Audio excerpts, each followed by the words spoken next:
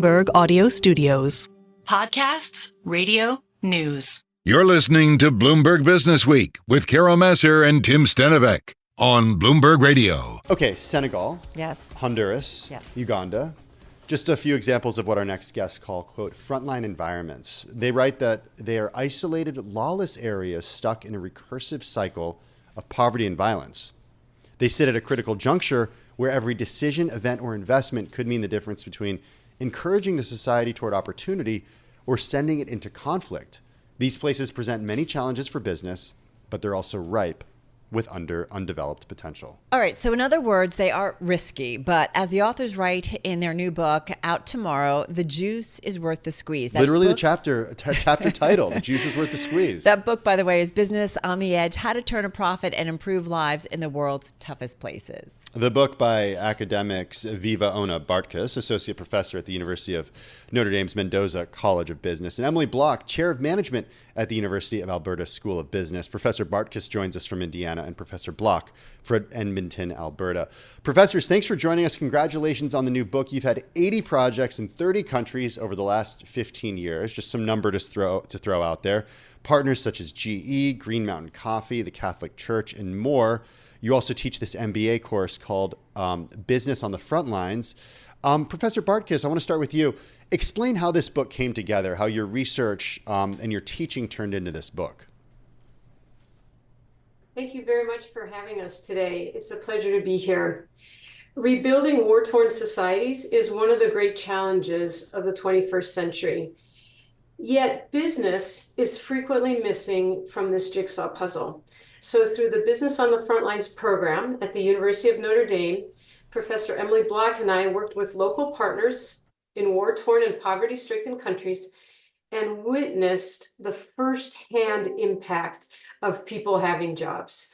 Never underestimate the sheer dignity of a good day's work. And that's really what motivated us to write this book.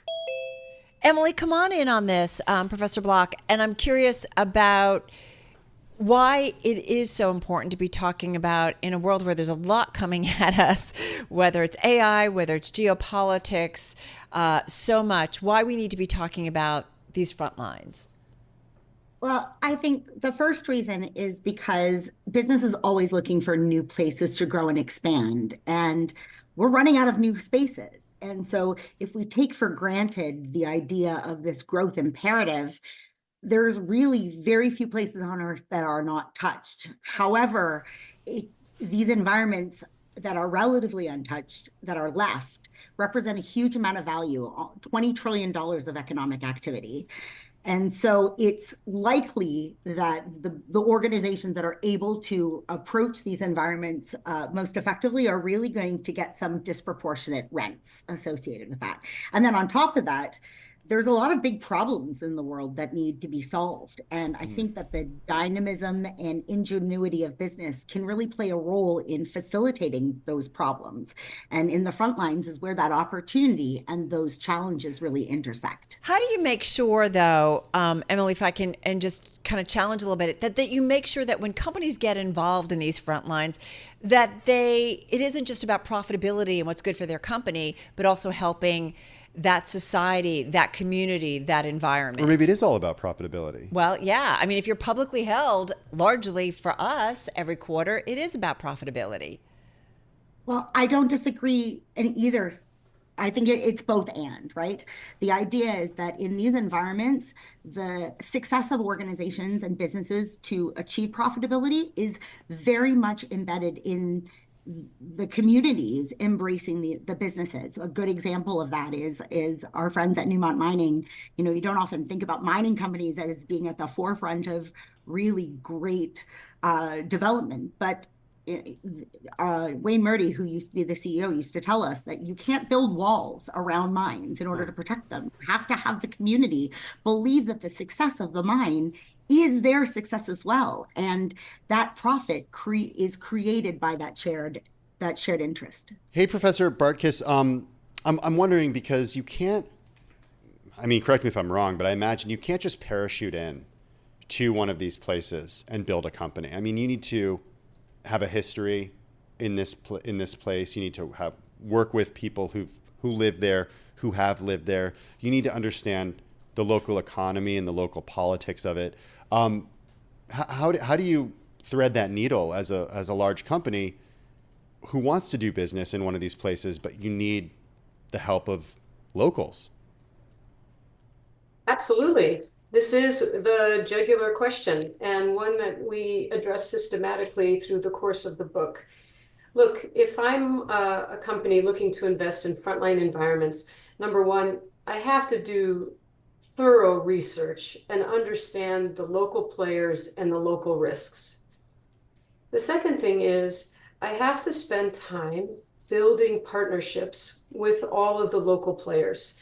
This can't just be the first person who knocks on your door and says, they're going to help navigate this new environment.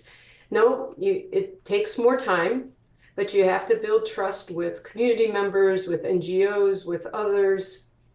And in fact, we learned this firsthand, Professor Emily Block and I, as we started working in Lebanon. We were introduced to a local partner by a trusted international humanitarian organization, one that was very respected. And this local partner, by the name of Khalil, had built a very vibrant import-export business. He was respected in the local community. And, if we had just stayed with him as our local partner, we would have had deep problems. But instead, what we normally do is listen to everyone. We spend time with, I don't care if it's like the corner grocer or the guy who's selling you your lunch or the taxi driver or anyone else. You build these relationships and you start building in your own mind a sense of what this local environment is going to be. And in Lebanon, that approach, slower, certainly, ended up really salvaging our operations in Lebanon, because it was through hushed whispers that we ended up finding out that our so-called civic-minded businessman, Khalil, was actually the area Hezbollah commander. Okay, wow. That took a turn that I wasn't expecting. Yes, but the main point here is, in the same way that Professor Block talked about Newmont being deeply embedded in a community, so much so that the community perceives the business as their own success, this is my same point. In Lebanon, we ended up building relationships very broadly across sects and across geographies and across socioeconomic classes. And through the help of those who really got to know us, they protected our interests. And we're still working in Lebanon, despite all of its challenges. Emily, how do you hope that people use this book? Man, the first thing I'm hoping is that people will see that there are huge opportunities in corners of the world that they wouldn't necessarily come to think of, and will see that opportunity as a way in which they can contribute both to their bottom line and the stability of that environment, and really to be prepared to try and fail and work collaboratively in these environments to create value, and to really kind of rebrand business as not simply profit seeking and maximizing, but as a real tool that can be used to solve some of the big challenges that we're facing in the world.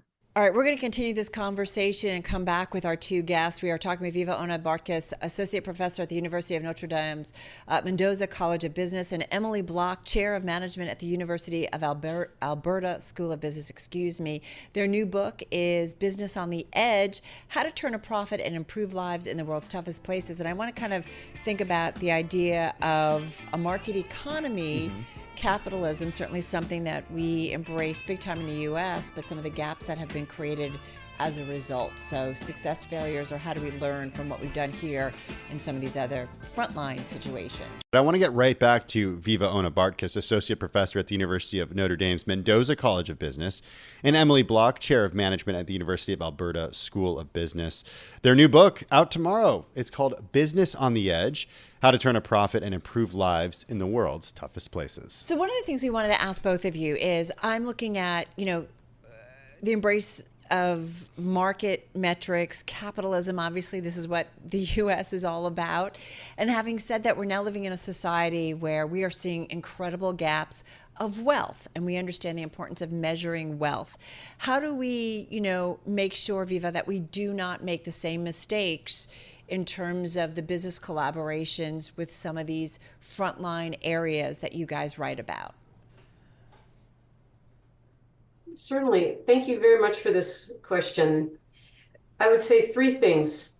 Number one, you have to start with a certain amount of humility and willingness to learn if you're going to expand in the front lines, which, as we've said, are isolated, impoverished, and frequently fairly lawless, but have vast opportunities.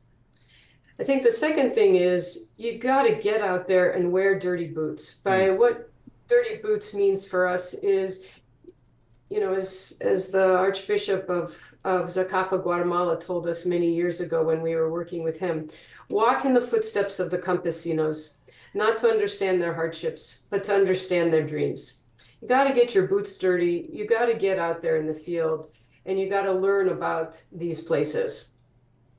And finally, what I would say is our mantra is fail fast and fail forward. Your first ideas that you're going to have in your shiny headquarters in whatever city it is in North America are going to be wrong. They're just going to be wrong. And you have to work the problem long enough, then put on your dirty boots and rework the problem as you understand more and more about the local context. We call this failing fast, but also failing forward. So always remembering the big picture and the big opportunity that you're working towards. So a little humility, a little dirty boots, and a little failing fast and failing forward. Professor Block, come on in here, because one thing that I wanted to ask about is different countries and different cultures have different ways of doing business. And everybody knows, when I was growing up in California, everybody knew if you got pulled over when you were in Mexico, you could give $20 to the cop pulling you over and you would be able to go. Well, it turns out that when it comes to business, at least according to the United States, bribing people is illegal. So how do you recommend that American firms work within the constraints of a system that might not be the same system that works, that is at least outlined by law in their country? This is a huge challenge operating in these environments. And it's actually, I think, more difficult than just avoiding bribes, because most of the time when I'm pulled over, they take a look at me and think I'm a little bit more trouble than it's worth when they try to bribe me. They want $100? Well, foreigners tend to be less compliant than locals in lots of environments. But I think the problem is even more difficult than that, in that the systems are predicated upon these inequalities. So, for example, we've worked in a number of different places where we've had to figure out how do you bypass a bunch of middlemen, like men with guns, essentially, to get products to market when they are kind of holding hostage the entire kind of ecosystem. And what we found is the most successful way to do that is to bring them into the process. Just like in Newmont, when they were bringing the community into their success, we found that, communities looking to transcend middlemen really only have to provide them with legitimate opportunities for real legitimate work, and that there's a lot of dignity associated with that. And so many of the people who are causing these disruptions in systems are often looking for ways to enter them more formally. And so finding a way to bring those nefarious elements into the economic systems is actually quite effective in neutralizing their power. One last question, and let me address this to you, Viva. I want to go to, how do we make sure that business leaders who get involved in these projects, that they're looking to do this to maybe expand certainly their reach, but how do they make sure that it doesn't lead to exploitation? Just got about 30 seconds here. The way you do this is you hire the locals, and you hire the locals as suppliers, and you look at the locals as customers.